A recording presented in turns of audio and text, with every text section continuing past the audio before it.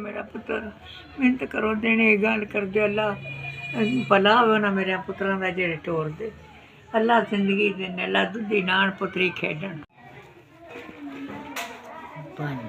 6 7 8 9 10 ये आज 12वें महीने की 3 तरीक 10,000 मिनट लग गया मेरा पुत्र अल्लाह भला वे अल्लाह चौखी जिंदगी होवे अल्लाह दुधी ना हो पुत्री खेडो मेरा पुत्र खुदा थले थले मैंने तुसी आसरा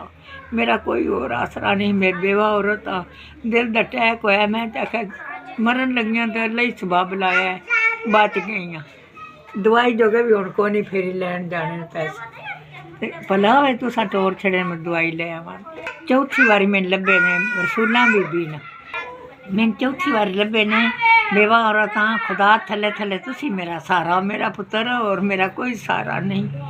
मेरे दिल दे अटैक 2 बारी होया है तो मेरे को दवाई जोगे पैसे कोई नहीं मैंने तुसा दिते हैं तुसी मेरा सहारा हो